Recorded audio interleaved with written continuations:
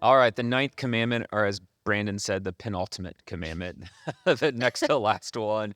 And this one is another one of those, not hard to understand. Exodus chapter 20, verse 16 says, "You shall not give false testimony against your neighbor." It's the one that says don't lie, right? That's how we simplify this, is we don't want to give false testimony. We should not lie about what is true. And again, we keep returning to this idea. It's a chance to reflect God and his nature and who he is. And it's fascinating. Satan's described as the father of lies, and God is described as truth Yeah. and all truth and having all truth. And so this is one that really, really simply reflects who God is. Mhm.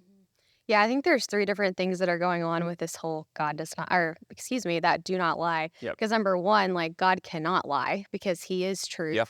Numbers 23:19 says, God is not a man that he should lie. And I think even that concept is really hard for us to even grasp because we are so dishonest and we are so untrustworthy in our society. And so if we are bearing his image, all of these commandments talk about, carrying his name, bearing his image, like that is something really hard to live up to sometimes is okay, if he is all truth, man, am As I an am I image doing bearer, that yeah, as I an should image be all bearer? truth. Yeah. Yes. And Yeah. then the second part that it is harmful to others. It goes back to not misusing his name for our advantage, right? And so if we're lying, like that is dishonoring others and harming them. And then kind of the third part of that is, and generally it keeps law and order. Back in the Old Testament, like this was something that if you had a witness in court that was dishonest, you're giving an innocent person a punishment they don't deserve. Yeah. And so in a sense, it kind of like keeps society from going into chaos, even at the judicial part of this. So Truth is like, I think of truth. It's the foundation that holds everything together. mhm. Because once that's gone, there's nothing else left. Yeah. There's nothing you can do once we've moved into the realm of lies, which is why once you start lying, you have to keep lying and it never ends. And I think about people, did you have that friend that always lied, was the habitual liar? And you're like, nah, I remember her. I'm not going to say her name, but I remember her from school. And I had a mutual friend of mine today, and I'm 39, and he goes, by the way, she's still the same. She's still, like, you can't believe half of what she says. So what's this mean for us in the church? What's that mean for us? How do we live this out culturally? Yeah, I think it's tough because, on the flip side, like the concept of, truth is very convoluted in our culture. You hear that phrase of like, well, this is my truth, Mm-hmm. But then again, at the same time, I think for me, it goes back to, what we were talking about last week with, do not steal. Like, I think again, for me, when I start to look through all these different lenses, it's about honor again. That number one, like you don't want to lie about someone and really hurt their reputation. I mean, because then you end up stealing again something from them that was theirs, right? But I think culturally it's tough because I can think of just so many examples where truth doesn't matter all that much, and you can lie and get away with what you need to get away with. And I think ultimately, for us as believers, we have to remember that, much like do not take God's name in vain, that again, we carry his name with us. And that reputation that we have and how we choose to speak about people and what we choose to say and the integrity that we need to have is extremely important. Because much like with stealing, like, again, looking at God in the context of him being our master, well, no one else may be looking, right? But he always is, right? He's always there watching. And I truly believe that. And when you don't, as a culture, when you don't have that basis of your faith, well, unless you see the very tangible, immediate effect of lying, it's very easy to continue down that path. Yeah.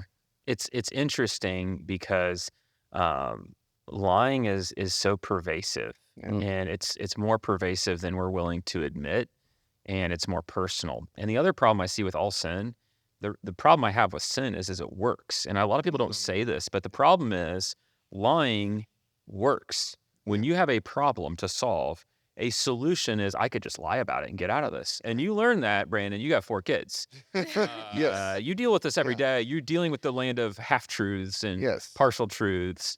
And that's the problem with sin, is it works until it doesn't. And Yes. ultimately, it's destructive. And that's why when your kid lies about something small, you hop on that. Right. Because it leads to something. So what's this mean for us personally, practically? How are we going to live this one out? You know, I think it goes back to what you're talking about is the cost of lies. Like, lies have a tremendous cost at the end of the day. Like, they may work in the short term, but in the long term, they are very destructive. I mean, they're destructive to us, right? Jesus said, when Satan speaks, he speaks in lies. Basically, they're his native language. So when we lie, right, we're speaking Satan's language. That's a terrible thing. That's a terrible cost to pay. That we're talking the way he talks. Lies have a great price on our neighbor. You know, this is specifically directed towards our neighbor. Don't bear false witness against your neighbor.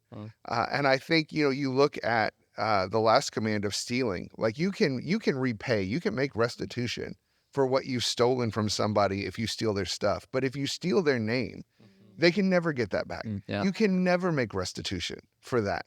And I think, Well, to pause on that, you can't even, once you're known as a liar, and you've been caught in a lie, you can't ever gain that ground back either. Like, No. the trust is so broken.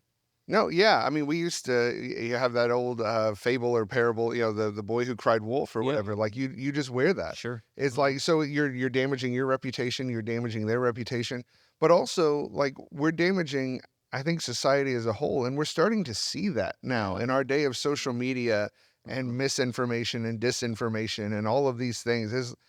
We just cannot trust each other anymore.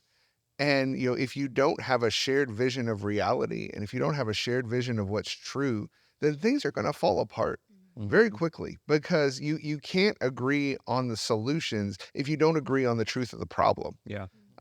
And I think that's explaining a lot of the dysfunction we're starting to see in our culture is we just can't agree on what is true because we're following our own truth. Yeah, I think too, Derek and Sarah, it's interesting because this is one of those commands that there's an internal and an external, like they all have. But Derek, internally, what's that mean to not bear false witness inside yourself, to yourself, the things you tell yourself? Yeah, I think, like, for me, like I've shared with you guys, I've struggled with OCD, and I think a part of that is believing a lie that my brain, like, is wanting to tell myself, and then I believe it, then it kind of can alter my reality, emotions, even how my body will function in a moment, really from head to toe, because my entire being will believe it. And it's funny because I don't think, Satan necessarily causes that, but, like, to Brandon's point, like, he knows those things. And I think he prods at each of us and wants to tell ourselves certain things. And that's where the identity piece, even within these 10 commandments, is so important, because that's where I have to ground myself, is that if I have this crazy thought that my entire life's going to fall apart and yada, yada, yada, the thing that anchors me is that, hey, you know what, at the end of the day, even if I have this intrusive thought that, like, man, I don't know if God can forgive me because I've broken one of these commandments or all of these commandments, I'm going to throw myself in and trust that, okay, well, if I give my life to Christ and because what he's accomplished for me on the cross, if I hold on to that, even in the midst of chaos and anxiety inside of my mind, I can find peace, even if it's just for a moment. Yeah. But that's where I can rest. Yeah, because you're bearing false witness against yourself. And the internal dialogue. Sarah, externally, though, it's also tempting. I know you have to, because you're human. How's this live out for you? Oh, shoot. Well, I think for me personally, I'm a girl that likes to do the half truths or, like, exaggerate it to, like, people please in a sense. Because I think that's my internal motivation that reflects externally of, like, I want people to like me. So let me, like, shift myself a little bit to have them view me the way that I think I should be viewed. And I've never really thought about that until this moment, actually, of, like, oh, that's how it actually displays the most in my life. There's always an internal motivation behind our external lies, I think, too. Like, it's always getting back to the heart of the matter of, like, okay, like, why am I lying? Like, what am I actually seeking to gain or take from the people around me or manipulate a situation for my advantage. I think, yeah, it comes out externally, but it all gets back to the heart, like Derek was talking about. When we live this out again, we reflect God in such a unique way. When you choose not to lie, especially when you've done something wrong and someone brings it up. I had a coworker here at Southeast, and I was joking with him. He was running the soundboard, and someone didn't start singing on time, and then he faded it up later. I was like, "Oh, is there like a problem with it?" He goes, "Nope, didn't hit the button." And I loved that because no one would know but Yeah. him. And you know what that communicates to his team that he leads? Trust. Yeah. Yep, I mishit a button. And so when you live like that with the big and the small things, and you choose not to bear false witness against any situation, man, what that does internally and externally with all of your relationships is it builds trust. And I think that that's critical for all of us with how we live, is that we do not lie.